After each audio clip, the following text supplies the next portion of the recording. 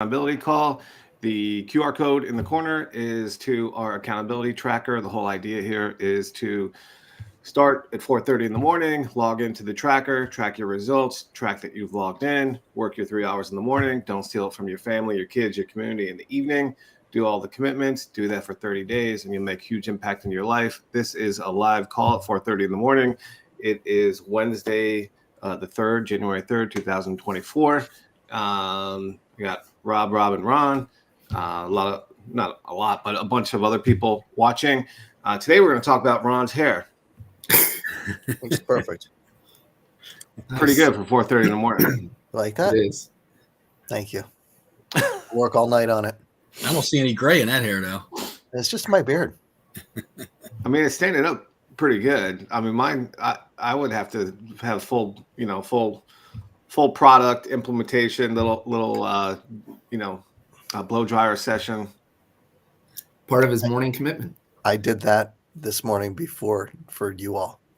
Oh man, that's awesome. And we're Rob Commadori and I were talking a little bit about grit and how pretty guys like us need to have grit. It's interesting. People have different. I would say, this is extreme accountability. It's not actually after you do it for a while. It's just, it is what it is, right? Accountability. Yeah. At the beginning, it seems extreme, but then after, almost a year of it going live and, into my 5th year of just doing it, it just is what it is. And then I guess there's a next level of grit, right? And then that's when you just seem like a little out there crazy. Or everybody else does. What's that? Or everybody else does, because they're doing stuff that is not in line, right? Like, so it doesn't really matter. It's what your norms are. We all establish our norms. Well, I really enjoyed that it rained on January 1st, because all of those runners on January 1st are out there running in the rain, and Chariots of Fire theme music in the background. They're like, I've got the grit, man, I'm gonna run. And you can't make fun of it, although a lot of those people running are gonna dwindle off after 2 weeks. Same thing at the gym.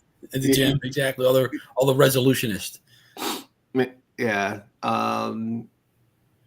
But it takes grit to it's about perseverance. It's about hustle, right? And this is about persevering, because you want to get up 4:30 every morning. Like you said, it's a habit for you now. But when you first start, you got to persevere to break through that point till you get it to a habit. I saw a guy do it for years and was like, there's no way. I can't do it. And one day I was like, I can do this. And then once you just get into that planning stage, you set your alarm clock and you're tired for a couple of days, and then you're adjusted. Every once in a while, you got a late football game or something, it sucks for you. But Rob and I were talking about that yesterday. I was like, when I got home, my daughter wanted me to take him to a friend's house, and then I was playing pickup, but they're still on break, so party wasn't starting till 9:30 or something, and they come crashing in a little bit later. It's just to be young again. Literally two times since since we've been on this call, I've gotten up and she was like, did I hear you at 4:15? I was like, yeah, and I heard you. Why are you still up? Like, why are you up? Yeah. Well, it's interesting. It was yesterday. Yesterday, I have alarms set for 4:10, 4:12, 4:15, and backups. And but sure enough, I woke up at 4:09 yesterday without the alarm, and I was like, it wasn't phased. Today it was a little different, but just the fact that yesterday, without the alarm, before the alarm, bang, and I was up. So that was kind of an indicator. I was like, okay, I'm getting closer. Same here. Yeah, last 2 days, woke up 2 minutes before the alarm. I looked at the alarm. I was like, that's weird. I get up and I'm not waking I'm sure my wife appreciates it. Right? Yeah. Well, same goes, man. Same. My wife sleeps right through that alarm. I had my alarm clock set at 4:05 for like the first 3 years of getting up, and there's definitely times where like I would snooze, Mm-hmm. and then maybe even snooze again, and be like, all right, I'm gonna go live, I'm gonna work, then I'll get some coffee, and then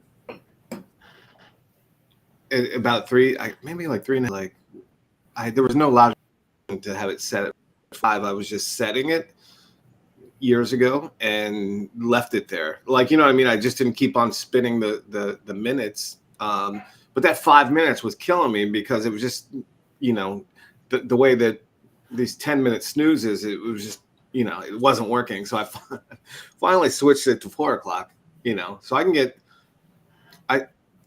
I usually will snooze one time, and then I get a feel for, okay, I'm, where I'm at. Sometimes I'm actually, to be honest, like sometimes like my son went to bed at 6:00 the other day, didn't nap 2 days in a row, went to bed early. I think I went to bed at like 7. Those days I'm up at 3:30. Like, I don't lay in bed. If I can't sleep, I just get up and You start. should sleep until 4, Ron. It's good for you. Hey, here's a perspective for you guys. Like since we started this thing, I've hit snooze once, but before this, I hit snooze a lot. And there's a book called The War of Art. I don't know if you ever heard of it, by Stephen Pressfield. Yeah, It's all about resistance. And he says in there, as soon as you hit that snooze button every day, you started your day off with resistance.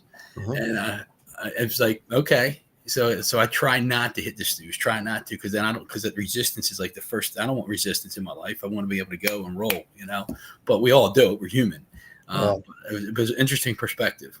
Mel Robbins does that with the 5, 4, 3, 2, 1 kind of blast off, and she gets up. So we were talking about books. Rob and I were talking about the Speechify after. I had shared that with him after. I see Grit up on your wall there. That was Angela Duckworth wrote that one. She had a great TED talk on it. It's an easy watch, but it talks about that being a factor in success. Look for that, especially in your team when you're team building. Grit, right? Yeah, man. It's a Atomic Habits is another good one, right? It's amazing. I'm actually like really enjoying the study of, for me, like right after this call, and we'll do a hard stop in like 2 minutes. Going right into 10 minutes of meditation, 15 minutes of Spanish, and 10 minutes of CRM. It's like 3 different things that fast. It's taken me a while, but I've gotten the last couple of days. I've done it just to get into that habit. It just now I'm good. But it's taken me a while. Even though that's been part of my plan for a while. It's just, even as diligent as you are in these different things, like starting your day at 4:30, all of these things that I'm achieving, that simple sort of, thing is difficult for everybody. It's like you think you have this better skill, like not to hit snooze, but you know what? If I'm at my computer at 4:20, I'm good. So I can snooze at, I can get up at 4:10, like, so I experiment a little bit with that. Like, sometimes that 10 minutes kind of is, I'm sort of mentally preparing for liftoff, but I'm with you. Yeah. I mean, cause you are making a decision. I don't know. It's how you use your time too. It's like, it's interesting. I tend to read and listen and learn a lot. It's something that I just do on a daily basis, but I do find myself doing that more in the morning. But what I have found is being back in and around people, starting this before the new year, being at the office, the time that I am going into the office, my time there is very intentional, more intentional. Like, okay, I'm going to work on this project, meet with this person, do this. Instead of, I'm going to watch this, listen to this, read up on this. I've already done that. So I have this, chunk of time that I'm taking care of that here. So it's like, whether it's deep work or deep learning, as opposed to, breaking it up. But I should try that. I should also try, breaking it up like you, to try to get through those processes. But I don't know, switching that task sometimes doesn't allow me to understand things at a deep level, just going through. But to each their own, I guess. You know, writing the books I've written, you know, like forced me into like an implementation phase in a lot of different things, you know, so that's why I like, you know, updating the Facebook group every day, because it just creates that extra thing, like learning. Okay, what have I done? You know, it just pushes things along mentally, and holds me more accountable. Like if I know I got to update the group every day, what I've done, and it's just that little extra, you know, pulling on me to get it done. Yeah, I find that I've always been like you guys, been very sensitive to my time, but with this routine, I've been far more intentional with my time. Like it just seems like because I'm starting the day this way, the day just carries on because I started the day this way. When I was getting up later, I just felt behind and I just wasn't as intentional with it. So it's been helpful.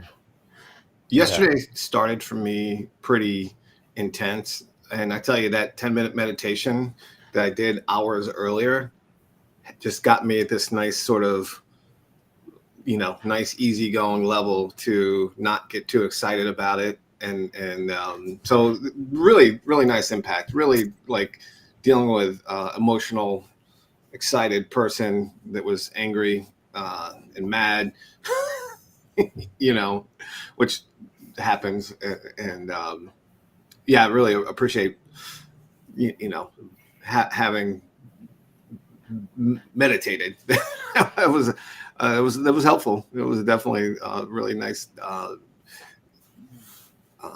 It was really helpful. I guess my whole point there. Yeah, I'd say this, Ron. Over the years, I mean, I've been doing meditation for a long time, and I used to be. And I got in this business years ago. And before that, I used to be a hothead. I would react a lot, and then I got into meditation, and now it's like, you know, I still, my blood pressure can still go up, but the meditation piece has really calm me down and allow things to roll off the shoulder, allow things to, like I say, I use the baseball analogy, go with the pitch. Like I used to have my schedule, and if things didn't go according to my schedule, I get pissed off. And now I'm like, okay, just like you're standing at the plate and a curveball comes. What do you do with a curveball? You take it, you go the other way with it, you take it up the middle, you go with the pitch.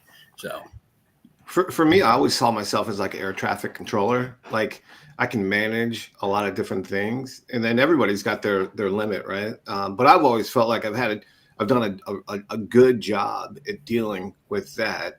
Sometimes first thing in the morning though, when it's like punching you in the face, like really intense, hard, you know, like the meditation helps 100%. Yeah. You say, be water when shaken, not Coke, right? Yeah, bring the calmness to the situation. Well, that's our call, guys. All right. Awesome, man. Have a great day. Have a great day, guys. Yep. See you guys. See ya.